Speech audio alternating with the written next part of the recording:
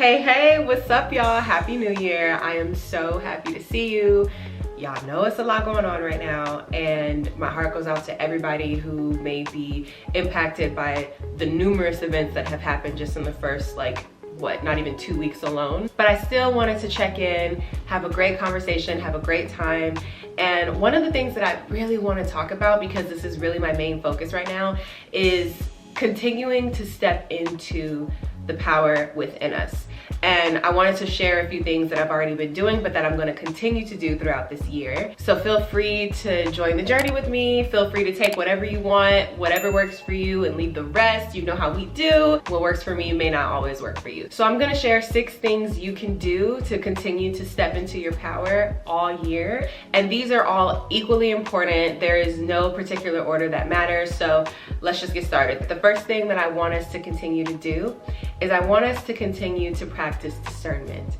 This is so critical. It requires you to continue to think for yourself, which is what I often encourage in a lot of my videos, is for you to continue to make your own choices, your own decisions, and think for yourself and be accountable and stand on business. Hey, if you decide to change your mind about something, let yourself change your mind. You know, as time goes on, we evolve, we grow. What we thought was important a couple months ago or a couple years ago is probably not as important to us now. Or our opinion about something a couple of months ago or a couple of years ago or even yesterday may not even be the same opinion we have now. So just allow yourself to evolve as you gather more life experience, as you gather more information, as you learn, as you change. Allow your beliefs and your thinking to change, and continue to practice that discernment and just make choices that you feel are most suitable for you. I can only hope that you make choices that benefit you and cause no harm to anyone else around you. I want you to keep making choices that align with you living your best life. So that can only happen if you practice discernment and continue to think for yourself. What everyone else is doing and what might work for other people may not work for you, or other people's suggestions, or what other people think you should be doing with your life, or how you should spend your time, or how you should eat, or how you should work out. Whatever the case may be, make your own choices, do what works for you. Of course, when you care about people, you have suggestions, you have opinions. I know I do that. When I care about people around me, I'm like, you sure about that? You sure? You sure you want to do that? But at the end of the day, it's everyone else's own choice and their own life. And so I respect and honor everyone's choices, especially the people around me, and I want the same in return. So I'm going to continue to practice that and implement that in my life. So that's suggestion number 1. It's just making your own decisions and trusting yourself and building that confidence within yourself to do so. The second thing that you can implement that will help you continue to step into your power is to continue to speak up for yourself. Again, I've spoke about this before. This is super critical for your well-being. You advocating and speaking up for yourself in a respectful way is super important. And you don't have to disrespect somebody else to do it. You don't have to shame, guilt, harm, devalue any of those things to advocate for yourself. You can speak up for yourself respectfully. Learning how to effectively communicate is a really crucial skill that I encourage you to develop. It's only going to benefit you in life. Learning how to properly communicate, learning how to effectively communicate. And sometimes, no matter how you communicate, whoever's perceiving what you're saying can still twist your words, can still misinterpret and misconstrue and just completely take words out of context. I understand that that happens. That's happened to me so many times, and I'm like, what? How did you get that from that? What? Huh? What? So regardless of that, continue to stay focused and still properly communicate. Whether someone twists your words or misconstrues what you're saying or has a completely different perspective, that is on them. We cannot control how people perceive us, but as long as you remain respectful and you use your words effectively, then hey, how someone else takes that is how they take it. Not doing so is not fair to you. It's completely disingenuous. Stay assertive and sincere when you communicate, because I want you to remember, like I always say, your feelings matter, they're valid, but what you do with them isn't always valid. So that's why I encourage you to communicate properly. I know emotions are heightened sometimes, you know, but that's when you should take a minute before you communicate, take a breather, take some time, gather your thoughts, emotionally regulate, and then communicate when you are in a better headspace. As adults, we need to learn how to manage our emotions properly, deal with our emotions in a healthy way, because we are not children anymore, baby. We are not out here on the schoolyard anymore, okay? We are the aunties and uncles of our generation now, which is wild. Like, when did that even happen? I don't know, but here we are. So this is how we gonna do it. Number 3, we are getting through these, y'all. Boom, boom, boom, boom. We need to continue to set and maintain healthy boundaries. This is something that I had to work on. My therapist is the one who helped me out. She was like, it's clear that you have had trouble setting boundaries. Setting boundaries is really important. And I was like, oh, you right, girl, you right. You right, girl, I did. People often benefit from your poor boundaries. And you know, you don't really know that you have to establish a boundary until you experience certain things in life. That's when you know, wait, okay, this line can't be crossed. I can't do this. Be gentle with yourself as you learn your own boundaries. Again, you won't even know that you have a boundary until you go through something and you're like, ooh, no. We can't do that again, Pooh. We can't do that again, Pooh. That is not gonna work for me. So here's what's gonna work for me, and just understanding that if somebody gets upset at your boundary, that is a them problem, because a boundary is not a bad thing.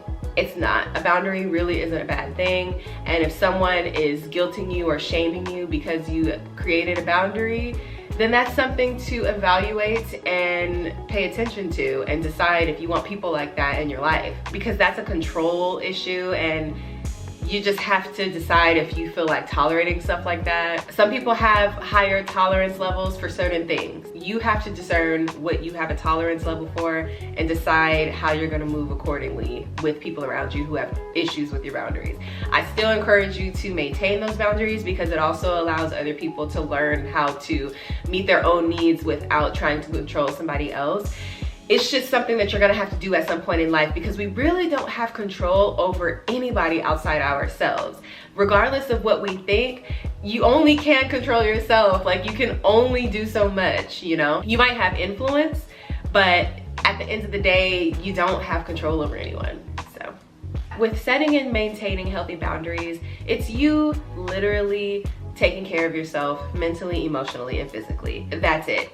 You have to take care of yourself. We can't rely on people to take care of us. I mean, that's amazing if you have incredible people in your life who, you know, reciprocal relationships are important, but relying and depending on people to take care of you at a certain age, once you become an adult, you gotta kind of step up to the plate and do things for yourself. And it's amazing to support and love on each other, but I'm gonna say this, I always say this, you are with you 24 hours a day. Every second of your life, you're with you. So who's gonna set and maintain your boundaries? You have to. Who is going to speak up for you? You have to. Who is gonna practice discernment? You have to. You have to. Number 4, we getting through it, y'all. Number 4. We are going to continue to step into our power by worrying less and fearing less. This is tough. This is tough because often we look at what's going on in our world, the physical evidence around us, and you can get worried and you can get fearful about certain things, and you think that what is going on around you is the limit, right? But it takes so much energy. It's so exhausting, and unfortunately it is easier to worry and have fear and doubt things, but it feels so much better to have faith though. And I recommend just going with the thoughts that feel better. Regardless of what seems true in the moment, go with what feels better. If it feels better to not worry about something and to have faith that something's gonna work out, feel that. I encourage you to go towards that direction. It doesn't hurt. It doesn't hurt. Oftentimes we try to worry and fear and doubt because we don't want to be disappointed, or we're trying to prepare ourselves for what's to come, but you're still flowing energy in that direction. You're still creating that outcome by putting so much energy into worrying and fearing. And this is something that I had to learn how to work on, because you could want something, but then you're afraid that you might get disappointed if it doesn't happen, so you spend more time in that category. When I encourage you to spend your effort more in the direction of, you know, what if it does work out? Like, play the what if game. What if it does work out? What if this does happen? What if it, you see how that, I already start feeling better, and I don't even have nothing specific that I'm talking about, but just the 2 words, what if, in the right direction, it lifts me up and it makes me feel better energetically. So, hey, What if this happens? What if that happens? In the best way possible. It just feels better than, you know, thinking about what if something bad happens. Try to figure out how to refocus that energy into practicing what if something good happens. I'm not saying we won't get disappointed in life, and I'm not saying that things are gonna always happen the way that we want them to, but if we're gonna be spending our mental energy all day long thinking about things, we might as well think about things that feel good to us. I'm just saying. And this is gonna have to be something that you decide to do day after day. Tweaking your thinking, it takes effort every single day. It doesn't just happen one day. You're like, okay, I only think faithful thoughts. No, you gotta wake up the next day and do it all over again. This takes effort, this takes discipline, this takes focus. This is something that you're gonna have to work on forever, because think about all the years that you've spent just in default mode, worrying and fearful and doubting things. Now to reprogram and rewire, it's gonna take a lot of effort to just, when you feel something happening within you, where you feel your mind going the other way, you gotta turn that steering wheel immediately, if you can, and focus in the faithful direction. And it feels unnatural at first. It's gonna feel like I'm delusional, or this don't feel right. But the more you do it, the more natural it becomes, and I encourage you to try. It doesn't hurt. And if things happen where you do end up disappointed, we'll deal with that when it comes. But in the meantime, practicing looking forward to things and being hopeful and having faith, it's not gonna hurt. Number 5, we're gonna continue to step into our power financially. What does this mean? This means getting out of and staying out of debt. If you have consumer debt, which is like credit card debt or car loans, the goal is to get out of that. Create a plan and execute, budget, and get out of debt and stay out of debt. I'm telling you, having that financial relief does so much to your peace of mind. You just feel so good just having that pressure lifted off of your shoulders. You don't have any worries. You don't owe nobody no monies. We don't want to owe nobody money, okay? You want to be able to use your money how you want to use it, enjoy your money the way you want to enjoy it. Once you get to the point where you can use your credit cards properly, which means you're only spending what you have available to pay at the end of the month. If you want to make a purchase, that means you're using your credit card to probably gain the points or any cashback rewards, but you're only using it because of that reason. You have the money, but you're choosing to use this because of the benefits. And then you're gonna pay this off at the end of the month, or even at the end of the week. I pay mine off right away because I'm like, pay it off, and then boom, you are using your credit in a way that's gonna benefit you instead of gaining so much interest. You gotta know these credit card companies don't care about you. They will lend you these cards and they can't wait to get the interest. Some of them have annual fees. There's just so much. I only know this because I spent my 20s not using a credit card correctly. We don't do that no more though. We're done with that. It just gives you the financial availability to invest your money in a way that's gonna benefit you, especially in the future. Personal finance, I'm so passionate about that now. I'm like, oh my goodness, I wish that they teach you this, but of course, when we're younger, we don't really care about this. I care about it now that I'm older, but when I was younger, I really wasn't thinking about stuff like this. But now I'm like, wow, I wish I cared about it. I wish I cared about it in my 20s. Oh my gosh. There is a such thing as financial trauma, stress from not having enough resources. So being able to put yourself in an amazing situation financially, it's a great gift you could give to yourself. You want to free up your mind from financial worries the best you can. It just frees up so much mental energy to focus on other areas of your life and be productive in so many other areas instead of just always constantly worried about money, constantly worried about finances, constantly stressing over debt. You want to free up that mental space so you can focus on other things. So learn about money and learn how to use it in your favor. Last but not least, honey, we are going to continue to step into our power all year by continuing to remain accountable. Accountability is liberating. Free yourself from being a victim of life. I know I did. I am 100% accountable for the choices I make, for the life that I've lived, for the experiences that I've had. I'm accountable because at some point I played a role in something. So I can't just completely blame the other person. And I'm not saying, again, you know that some people out there, they are with the mess, but there are certain things that we may have unconsciously allowed for too long, or we may have just tolerated for several different reasons. But being accountable, like, yep, I I had no business being in that situation. Or yep, I chose to stay around that person. Or yep, I seen the red flags and I still stayed and I still dismissed what I was feeling because I cared a lot. And like, there's so many things. Or, you know, my gut told me to do this and I didn't, or something told me not to do that. And being accountable and being like, you know what, now I'm gonna listen to myself. It goes with practicing discernment. Practice listening to your intuition. Be accountable, and then we're gonna be better and move on. We're gonna move forward, move on, and we're gonna try to continue to be our favorite selves. I only need to really learn something once. I don't need to learn something twice or a third time. If I learned something twice, look, that was a mistake on me. I don't need to relive unwanted situations multiple times. Once is enough. I saw it, I learned it, and if it happened twice, it's not gonna happen a third time, I tell you that much. Nope. And we also have to learn that there's a certain type of guilt, right? There's a guilt for, like, you have remorse for your actions. Like, dang, like, I messed up, I probably shouldn't have did that. And you feel remorse because you're human, you have a big heart, and you care. That's a good sign.